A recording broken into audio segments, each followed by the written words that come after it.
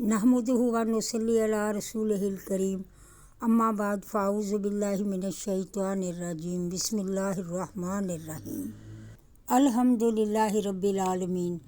ਅਸੀਂ ਅੱਜ 20ਵੇਂ ਸਿਪਾਰੇ ਦਾ ਖੁਲਾਸਾ ਸ਼ੁਰੂ ਕਰਨ ਲੱਗੇ ਹਾਂ। ਇਸ ਸਿਪਾਰੇ ਦੇ 3 ਹਿੱਸੇ ਨੇ। ਪਹਿਲਾ ਹਿੱਸਾ ਸੂਰਾ ਨਮਲ ਦੇ ਆਖਰੀ ਆਇਤ ਦੇ ਉੱਤੇ ਮੁਸ਼ਤਮਿਲ ਹੈ। ਦੂਜਾ ਹਿੱਸਾ ਸੂਰਾ ਅਲ ਕਸਸ, ਇਹ ਮੱਕੀ ਸੂਰਾ ਹੈ। ਇਹ ਵੀ ਹਰੂਫੇ ਮੁਕੱਤਾਤ ਦੇ ਨਾਲ ਸ਼ੁਰੂ ਹੋ ਰਹੀ ਹੈ। ਇਹਦੀਆਂ 88 ਆਇਤ ਨੇ ਤੇ 9 ਰਕੂ ਨੇ। ਤੀਸਰਾ ਹਿੱਸਾ ਸੂਰਾ ਅਨਕਬੂਤ, ਇਹ ਵੀ ਸੂਰਾ ਮੱਕੀ ਹੈ। ਇਹਦੀਆਂ ਆਇਤ ਜਿਹੜੀਆਂ ਨੇ ਉਹ 69 ਆਇਤ ਨੇ। ਰਕੂ ਇਹਦੇ 7 ਨੇ। ਇਹ ਵੀ ਹਰੂਫੇ ਮੁਕੱਤਾਤ ਤੋਂ ਸ਼ੁਰੂ ਹੋ ਰਹੀ ਹੈ। ਇਹ ਹਿੱਸਾ ਸੂਰਾ ਨਮਲ ਦਾ ਅੱਲਾਹ ਦੀ ਜ਼ਾਤ ਦਾ ਇਨਕਾਰ ਕਰਨ ਵਾਲੇ ਮੁਨਕਰਾਂ ਦੇ ਨਾਲ ਅੱਲਾਹ ਦਾ ਸਵਾਲ। ਕਿਆ ਅੱਲਾਹ ਤੋਂ ਸਿਵਾ ਵੀ ਕੋਈ ਹੋਰ ਮਾਬੂਦ ਹੈ ਵੇ? ਬੇਕਰਾਰਾਂ ਦੀ ਦੁਆ ਕੌਣ ਸੁਣਦਾ? ਕੀ ਤੁਹਾਡੇ ਕੋਲ ਕੋਈ ਦਲੀਲ ਹੈ? ਆਖਰਤ ਦੇ ਮਾਮਲੇ ਵਿੱਚ ਲੋਕ ਗਏ ਗੁਜ਼ਰੇ ਨੇ। ਆਸਮਾਨ ਤੇ ਜ਼ਮੀਨ ਦਾ ਖਾਲਕ ਕੌਣ ਹੈ? ਮੀਂਹ ਕੌਣ ਪਾਉਂਦਾ ਹੈ? ਦਰਖਤਾਂ ਨੂੰ ਕਿਹਨੇ ਕੁਦਰਤ ਦਿੱਤੀ ਹੈ ਉੱਗਣ ਦੀ? ਕਿਆ ਉਹਦੇ ਸਿਵਾ ਵੀ ਕੋਈ ਮਾਬੂਦ ਹੈ ਵੇ? ਜ਼ਮੀਨ ਨੂੰ ਕਰਾਰ ਕਿਹਨੇ ਬਖਸ਼ਿਆ ਹੈ? ਨਦੀਆਂ ਕਿਹਨੇ ਜਾਰੀ ਕੀਤੀਆਂ ਨੇ? ਦਰਿਆਵਾਂ ਦੇ ਵਿੱਚ ਪਾਣੀ ਕਿਹਦੇ ਹੁਕਮ ਦੇ ਨਾਲ ਚੱਲਦਾ ਹੈ? ਬੁਰਾਈ ਦੂਰ ਕੌਣ ਕਰਦਾ ਹੈ? ਤੁਹਾਨੂੰ ਇਸ ਗੱਲ ਦੀ ਸਮਝ ਨਹੀਂ ਆਉਂਦੀ? ਖੁਸ਼ਕੀ ਤੇ ਤਰੀ ਦੇ ਰਸਤੇ ਕੌਣ ਬਣਾਉਂਦਾ ਹੈ? ਰਹਿਮਤ ਵਾਲੀਆਂ ਹਵਾਵਾਂ ਕੌਣ ਚਲਾਉਂਦਾ ਹੈ? ਅੱਲਾਹ ਦਾ ਕੌਣ ਸ਼ਰੀਕ ਹੈ? ਅਗਰ ਹੈ ਤੇ ਪੇਸ਼ ਕਰੋ। ਇਹ ਤੇ ਅੰਨੇ ਹੋ ਗਏ ਨੇ ਤੇ ਕਾਫਰ ਕਹਿੰਦੇ ਨੇ ਜਦੋਂ ਅਸੀਂ ਮਿੱਟੀ ਦੇ ਵਿੱਚ ਮਿਲ ਕੇ ਮਿੱਟੀ ਹੋ ਜਾਵਾਂਗੇ ਤੇ ਕੌਣ ਜਿਹੜਾ ਸਾਨੂੰ ਜ਼ਿੰਦਾ ਕਰੇਗਾ? ਅੱਲਾਹ ਤਬਾਰਕ व ਤਆਲਾ ਫਰਮਾਉਂਦੇ ਨੇ ਕਿ ਅਸੀਂ ਇਹਨੂੰ ਕੱਢਾਂਗੇ। ਭਲਾ ਕਿਹਨੇ ਤੁਹਾਨੂੰ ਪਹਿਲੀ ਦਫਾ ਪੈਦਾ ਕੀਤਾ ਦੁਨੀਆ 'ਤੇ? ਆਸਮਾਨ ਤੇ ਜ਼ਮੀਨ ਦੇ ਵਿੱਚੋਂ ਤੁਹਾਨੂੰ ਰਿਜ਼ਕ ਕੌਣ ਦਿੰਦਾ ਹੈ? ਉਸ ਦਿਨ ਸਾਰੀਆਂ ਉਮਤਾਂ ਨੂੰ ਅਸੀਂ ਘੇਰ ਕੇ ਲੈ ਆਵਾਂਗੇ ਜਿਹੜੀਆਂ ਸਾਡੀਆਂ ਆਇਤਾਂ ਨੂੰ ਝੁਠਲਾਉਂਦੇ ਸਨ। ਇਹ ਦੁਨੀਆ 'ਤੇ ਉਦੋਂ ਤੱਕ ਹੀ ਹੈ ਜਦੋਂ ਤੱਕ ਸੂਰ ਨਹੀਂ ਫੂਕਿਆ ਜਾਂਦਾ। ਉਸ ਦਿਨ ਪਹਾੜ ਰੂਈ ਦੇ ਗਾਲਿਆਂ ਦੀ ਤਰ੍ਹਾਂ ਹਵਾ ਦੇ ਵਿੱਚ ਉੱਡਦੇ ਫਿਰਨਗੇ। ਉਸ ਦਿਨ ਨੇਕੋਕਾਰਾਂ ਨੂੰ ਜਜ਼ਾ ਦਿੱਤੀ ਜਾਏਗੀ ਤੇ ਨਾਫਰਮਾਨ ਤੇ ਮੁਨਕਰੀਨ ਨੂੰ ਸਜ਼ਾ ਦਿੱਤੀ ਜਾਏਗੀ। ਦੂਸਰਾ ਹਿੱਸਾ ਸੂਰਤੁਲ ਕਸਸ ਦਾ ਹੈ। ਇਹਦੇ ਵਿੱਚ ਹਜ਼ਰਤ ਮੂਸਾ अलैहिस्सलातो वस्सलाम ਤੇ ਫਿਰੌਨ ਦਾ ਕਿੱਸਾ ਹੈ।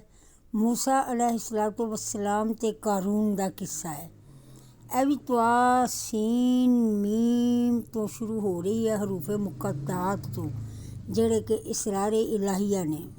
ਫਿਰੌਨ ਦੀ ਨਾਫਰਮਾਨੀ ਜਦੋਂ ਹੱਦ ਤੋਂ ਵੱਧ ਗਈ, ਬਨੀ ਇਸਰਾਈਲ ਦੇ ਉੱਤੇ ਉਹਦੇ ਮਜ਼ਾਲਮ ਬੇਇੰਤਹਾ ਵੱਧ ਗਏ।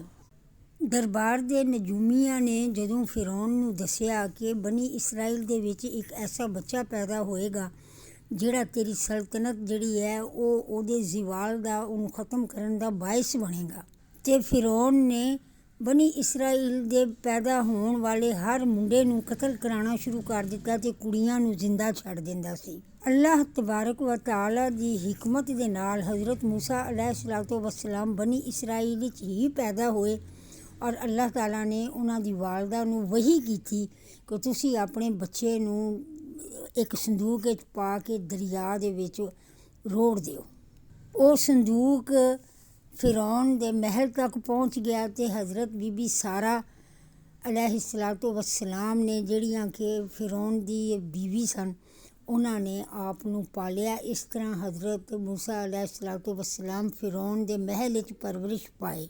ਇੱਕ ਹਾਦਸੇ ਦੇ ਵਿੱਚ ਇੱਕ ਕਿਬਤੀ ਨੌਜਵਾਨ ਹਜ਼ਰਤ ਮੂਸਾ अलैहिस्सलातो वस्सलाम ਦੇ ਹੱਥੋਂ ਕਤਲ ਹੋ ਗਿਆ। ਹਜ਼ਰਤ ਮੂਸਾ अलैहिस्सलातो वस्सलाम ਨੇ ਮਿਸਰ ਛੱਡ ਦਿੱਤਾ ਤੇ ਆਪ ਮਦੀਨ ਆ ਗਏ ਤੇ ਉੱਥੇ ਆ ਕੇ ਆਪ ਨੇ ਹਜ਼ਰਤ ਸ਼ੁਐਬ अलैहिस्सलातो वस्सलाम ਦੀ 12 ਸਾਲ ਆਪ ਨੇ ਨੌਕਰੀ ਕੀਤੀ ਤੇ ਉਹਨਾਂ ਦੀ ਬੇਟੀ ਦੇ ਨਾਲ ਆਪ ਦਾ ਨਿਕਾਹ ਹੋ ਗਿਆ। ਵਾਪਸੀ ਦੇ ਉੱਤੇ ਆਪ ਕੋਹੇ ਤੂਰ ਦੇ ਉੱਤੇ ਰੋਸ਼ਨੀ ਵੇਖ ਕੇ ਅੱਗ ਲੈਣ ਵਾਸਤੇ ਗਏ, ਲੇਕਿਨ ਉੱਥੇ ਅੱਲਾਹ ਤਾਲਾ ਦੇ ਨਾਲ ਹਮ ਕਲਾਮੀ ਹੋ ਗਈ ਅੱਲਾਹ ਤਬਾਰਕ व तआला ਨੇ ਆਪ ਨੂੰ ਤੇ ਆਪ ਦੇ ਭਾਈ ਹਾਰੂਨ ਨੂੰ ਨਬੂਵਤ ਅਤਾ ਫਰਮਾਈ।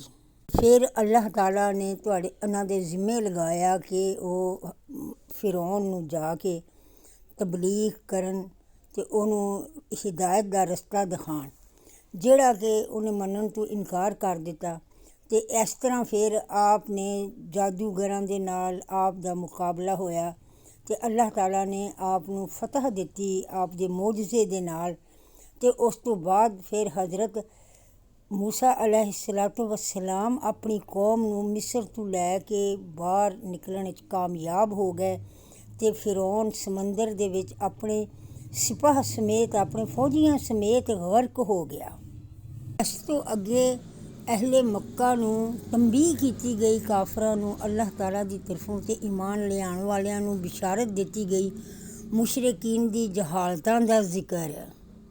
ਇਸ ਤੋਂ ਅੱਗੇ ਕਾਰੂਨ ਅਤੇ ਹਜ਼ਰਤ ਮੂਸਾ अलैहिस्सलातु वस्सलाम ਦਾ ਕਿੱਸਾ ਹੈ। ਕਾਰੂਨ ਦੁਨੀਆ ਦਾ ਸਭ ਤੋਂ ਵੱਡਾ ਸਰਮਾਇਆਦਾਰ ਸੀ ਉਸ ਵਕਤ, ਤੇ ਇੰਤਹਾਈ ਮਗਰੂਰ ਉਹਨੂੰ ਬਣਾ ਦਿੱਤਾ ਸੀ ਉਹਦੀ ਦੌਲਤ ਨੇ। ਅਤੇ ਹਜ਼ਰਤ ਮੂਸਾ अलैहिस्सलातु वस्सलाम ਉਹਦੇ ਚਚਾਜ਼ਾਦ ਭਾਈ ਸਨ। ਆਪ ਨੇ ਉਹਨੂੰ ਈਮਾਨ ਦੀ ਤਰਗੀਬ ਦਿੱਤੀ ਔਰ ਉਹਨੂੰ ਜ਼ਕਾਤ ਅਦਾ ਕਰਨ ਦਾ ਹੁਕਮ ਦਿੱਤਾ, ਜਿਹਦੇ ਉੱਤੇ ਉਹਨੇ ਆਪ ਦੀ ਮੁਖਾਲਫਤ ਕੀਤੀ ਔਰ ਅੱਲਾਹ ਤਾਲਾ ਨੇ ਉਹਦੀ ਮੁਖਾਲਫਤ ਦੇ ਉੱਤੇ ਅੱਲਾਹ ਤਾਲਾ ਨੇ ਉਹਨੂੰ ਉਹਦੀ ਦੌਲਤ ਸਮੇਤ ਜ਼ਮੀਨ ਦੇ ਵਿੱਚ ਗਰਕ ਕਰ ਦਿੱਤਾ। ਉਹਦਾ ਅੰਜਾਮ ਵੇਖ ਕੇ ਜਿਹੜੇ ਹਜ਼ਰਤ ਮੂਸਾ अलैहिस्सलातु वस्सलाम ਦੀ ਕੌਮ ਸੀ, ਜਿਨ੍ਹਾਂ ਦੇ ਦਿਲ ਦੇ ਵਿੱਚ ਬਾਰ-ਬਾਰ ਇਹ ਖਿਆਲ ਪੈਦਾ ਹੋ ਰਿਹਾ ਸੀ ਕਿ ਅਸੀਂ ਕਾਸ਼ ਇਹ ਕਾਰੂਨ ਦੀ ਤਰ੍ਹਾਂ ਅਸੀਂ ਵੀ ਦੌਲਤਮੰਦ ਹੁੰਦੇ, ਅਤੇ ਉਹ ਬਾਅਦ ਵਿੱਚ ਕਹਿਣਾ ਸ਼ੁਰੂ ਹੋ ਗਏ ਕਿ ਐ ਅੱਲਾਹ ਤੇਰਾ ਸ਼ੁਕਰ ਹੈ ਕਿ ਅਸੀਂ ਗਰਕ ਹੋਣ ਤੋਂ ਜ਼ਮੀਨ ਦੇ ਵਿੱਚ ਧੰਸਣ ਤੋਂ ਬਚ ਗਏ ਹਾਂ। ਅੱਲਾਹ ਤਬਾਰਕ व तआला ਦੀ ਜ਼ਾਤ ਫਰਮਾਉਂਦੀ ਹੈ ਕਿ ਅਸੀਂ ਇਹਨਾਂ ਲੋਕਾਂ ਵਾਸਤੇ ਅਸੀਂ ਘਰ ਤਿਆਰ ਕਰ ਰੱਖੇ ਨੇ ਜੋ ਮੁਲਕ ਦੇ ਵਿੱਚ ਵੱਡਾ ਬਣਨ ਅਤੇ ਫਸਾਦ ਨਾ ਕਰਨ ਦਾ ਇਰਾਦਾ ਰੱਖਦੇ ਨੇ, ਅੰਜਾਮ ਤੇ ਪਰਹੇਜ਼ਗਾਰਾਂ ਦਾ ਹੀ ਅੱਛਾ ਵੇ। ਇਸ ਤੋਂ ਅੱਗੇ ਸੂਰਾ ਅਨਕਬੂਤ ਹੈ। ਇਹਦੇ ਵਿੱਚ ਇਨਸਾਨਾਂ ਦੇ ਈਮਾਨ ਦੀ ਆਜ਼ਮਾਇਸ਼ ਕਰਨਾ। ਮੱਕੇ ਦੇ ਵਿੱਚ ਜਿਹੜੇ ਮਜ਼ਾਲਮ ਮੁਸਲਮਾਨਾਂ ਦੇ ਉੱਤੇ ਹੁੰਦੇ ਸਨ ਅਤੇ ਉਹ ਦੁਖੀ ਸਨ, ਅੱਲਾਹ ਤਾਲਾ ਨੇ ਉਹਨਾਂ ਦੀ ਦਿਲਜੋਈ ਦੇ ਵਾਸਤੇ ਹੌਸਲਾ ਦਿੱਤਾ ਕਿ ਅੱਲਾਹ ਤਬਾਰਕ व तआला ਪਹਿਲੀ ਉਮਤਾਂ ਦੇ ਲੋਕਾਂ ਨੂੰ ਦੇ ਇਸ ਈਮਾਨ ਨੂੰ ਆਜ਼ਮਾਉਂਦਾ ਸੀ। ਇਸ ਵਾਸਤੇ ਤੁਸੀਂ ਪਰੇਸ਼ਾਨ ਨਾ ਹੋਵੇ। ਇਹ ਪੁਰਾਣੀ ਸੁਨਨਤ ਹੈ ਤਾਂ ਕਿ ਖਰੇ ਅਤੇ ਖੋਟੇ ਦੀ ਪਹਿਚਾਣ ਹੋ ਸਕੇ। ਗਲਬਾ ਤੇ ਅਹਿਲੇ ਹੱਕ ਨੂੰ ਹੀ ਮਿਲਦਾ ਅਤੇ ਅੰਬਿਆ अलैहिस्सलातु वस्सलाम ਦੇ ਉੱਤੇ ਸਭ ਤੋਂ ਜ਼ਿਆਦਾ ਆਜ਼ਮਾਇਸ਼ਾਂ ਆਈਆਂ। ਫਿਰ ਤਮਾਮ ਅੰਬਿਆ अलैहिस्सलातु वस्सलाम ਜਿਨ੍ਹਾਂ ਦੇ ਉੱਤੇ ਆਜ਼ਮਾਇਸ਼ਾਂ ਆਈਆਂ ਨੇ ਉਹਨਾਂ ਦੇ ਕਿੱਸੇ ਜਿਹੜੇ ਨੇ ਬਿਆਨ ਕੀਤੇ ਗਏ ਨੇ।